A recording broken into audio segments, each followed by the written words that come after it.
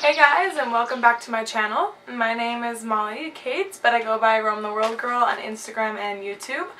Today I'm going to be giving you 12 tips on how to save your money in the first place so that you can begin to travel the world. So, let's just get started. Tip number 1, track your finances. So, what you're going to do is you're going to spend 1 month tracking every piece of money you spend. Everything. Everything. Write it all down.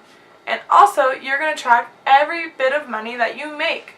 So, at the end of the month, you'll know how much you spent and how much you make. And then you will subtract that and you get how much you have left over.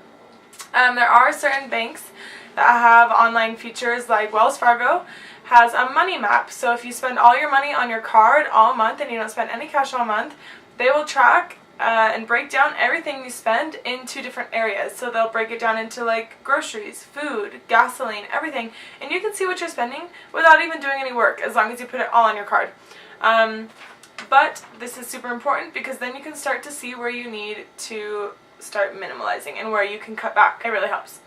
Tip number 2, and this is somewhere where I see so many of my friends wasting so much money, and I used to do the same thing: quit eating out. It is so expensive to go out and eat at restaurants, and you also have to tip if you're in America.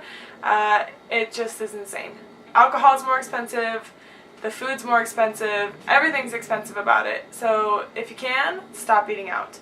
Number 3, minimalize your vices. And I know this sounds like it might suck a little bit, but if you are like a heavy smoker or you like to drink a lot even at home, maybe try and cut back a bit, because cigarettes and alcohol are really expensive. So if you're used to buying wine, so you can have a glass of wine every night, or a beer at the end of work, or 2 beers or 3 beers every night, you should cut back. That's a lot of money that you could be saving and putting elsewhere for your travels. Number 4, stop shopping. Do you really need that pair of pants? Or do you need another shirt? No, you really don't. You don't need any of these things. We have like all that we need, and especially in America, like we just buy so much more than we need. I mean, even I have way more clothes than I need, and that's because I used to have a habit of shopping. I used to like to buy expensive clothes and lots of clothes, and I also worked at a clothing store and did nothing but bought clothes. It's just so unnecessary. You don't even get to use those clothes half the time, and you just leave them in your closet anyway. Don't do it. It's a waste of money. That also comes with not buying things like manicures all the time or haircuts. And I know a haircut like matters a lot. A lot of people are like, I want my hair to look good, and like people see your hair all day, every day.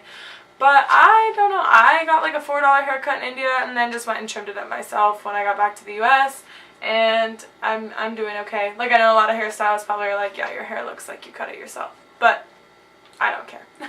Haircuts are really expensive if you go to a nice salon, and manicures are really expensive too, just to have somebody else like trim and paint your nails. So, girls, maybe you and a friend should have a girls' day where you guys paint each other's nails and give each other manicures, and they might suck a little bit, but maybe after some practice you guys can do it yourself, and then you save like $45 to $60 just by doing your own nails. And that money can be used for so much. Like, for instance, in Malaysia, I got an Airbnb 28th floor flat for $35 a night. The place had a 37th floor infinity pool that looked over all of Kuala Lumpur. I had my own living room, kitchen, bathroom, bedroom, Wi-Fi router, Netflix, Hulu, everything. There was like a fitness gym downstairs, plus more amenities, like a grocery store, everything. $35 a night.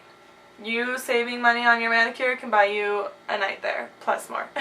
So, cut back on your spending and what you guys choose to buy when you're shopping. That brings me to point number 5. Buy it used. If you can, buy everything that you need used. And I know that a lot of people find the like concept of used clothing to be strange, but in the US, like, Goodwill's a big thing here. Like, I buy all my clothes used. This shirt is used. It was like a hand-me-down from my mom who bought it from Goodwill. It's awesome. Like, I really like this shirt, and it's so comfortable. That also comes with things like furniture or tripods for your camera, lenses, everything. I buy everything used. Like, there's a website called B&H Photo, and they sell used camera lenses that are really awesome quality, and they're so much cheaper than the stock price. So, buy it used if you can. Alright, point number 6. Use your discounts. If you're a student or you're military, use your discounts. Like, we get discounts for everything. Spotify gives you a $5 discount if you're a student, and yeah, it's only $5, but over a year that's $60. That's 2 nights almost in that flat in Malaysia. If you can get gas points at a grocery store, get your gas points. Like, I shop at King Soopers and I save money on gas at the same time. Get all the discounts you can. Me and my sister, we even split our Netflix, so we both pay $5 a month. We share a Netflix account. My mom luckily lets me use her Amazon Prime account, but if she wanted to split that, we could split that too. So use all your discounts, get your bills down low.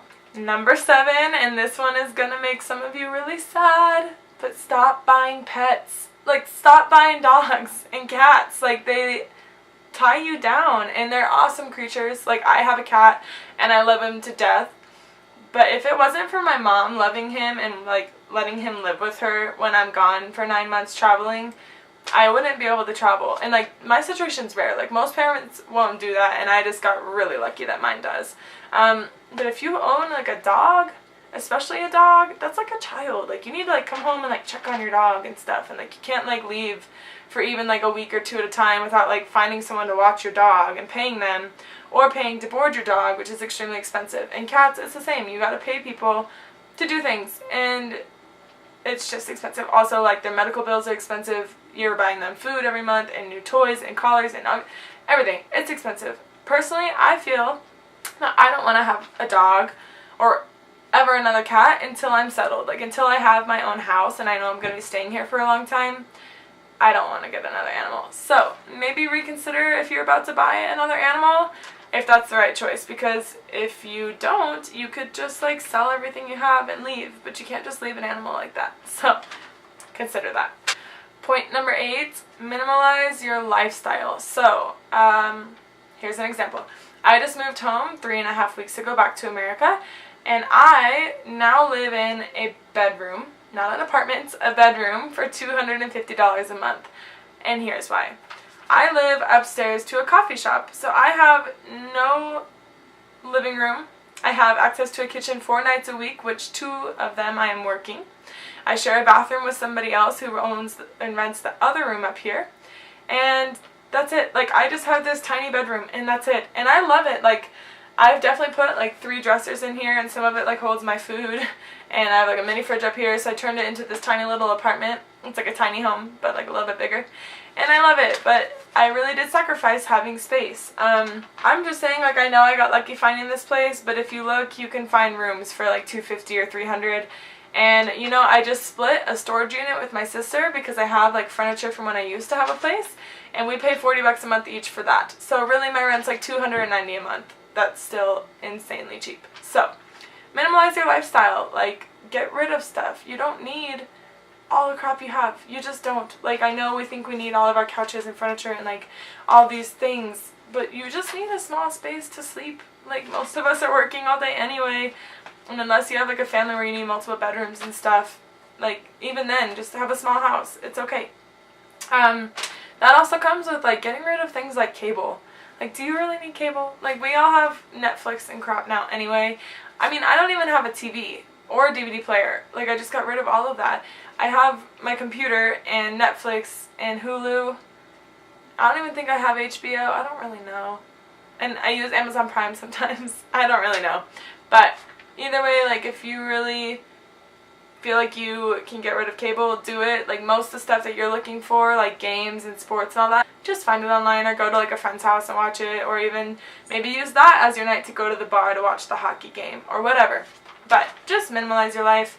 Number 9, this comes from another blog that I found. This is another tip. I've not tried it before, but it sounds really enticing. She calls them no spend days. So what she does is she spends 2 days a week not spending anything. So she dedicates these days to spending $0 out doing anything. And she says she loves it. Like, she gets time to clean her house. She gets time to make travel videos, to do all sorts of stuff that she really likes to do. Maybe even read a book. You know, it just gives you time to like actually like be with yourself. I don't know. But she seems to really like it, and you save money at the same time. Alright, point number 10 is work service industry jobs. If you're going to get a second job, or you don't have a degree and a career yet and you're working through school like I am, work service industry jobs, at least if you're in America, because we make tips. And if you're making tips, you're making like a little bit below minimum wage plus a good amount of tips. Like you're making more than if you're making minimum wage. Way more, usually. On that note, there's a lot of benefits to being a service industry worker. For instance, I'm a server and I'm completely interchangeable. It's amazing. Like if I need the night off, there's like 8 other people who can do my job. One of the best things about being interchangeable is that you can kind of leave and then maybe even come back. I'm really lucky because at my job I worked there 5 years, and whenever I leave to travel, they let me come back if there's availability and if there's a space that needs to be filled. And on top of that, you're an easy hire. They don't have to train anybody. You already know the job. It's awesome. So if you're gonna get a second job, like if you have a career but you have weekends free and you're down to like really bust your ass and like get a second job and save money, work a service industry job, like at a coffee shop or a restaurant. It makes all the difference and you make a lot of money. Sometimes even make more money than in your career. It's awesome. My 11th tip is something that I have not tried, but there are apps out there, like one is called Ibotta. I saw this on another travel vlog. I think it's Ibotta, but what it does is it gives you money back on things that you spend. So like eventually you scan your receipt and they give you like 50 cents back or like $1 back or $4 back on things that you spend that you were going to buy anyway. There's another app called Ebates that does the same thing, but that's more with like clothing and other lifestyle things included. So try apps. If you think that you can save a little bit of money here and there, try some apps. I've never done that, but I'm kind of interested, so we'll see how that goes. And my final and last tip is to get out and stay out of debt. Debt will tie you down no matter if you're trying to travel or not. Like, you have no freedom when you're in debt. And sure, I have student loan debt. Like, student loan debt's one thing, like, in America that we all just, like, drown in, and it's fine. But I did my best to get scholarships. Actually, this whole year, I got a scholarship and a grant that covers my entire year, which I found out about last week.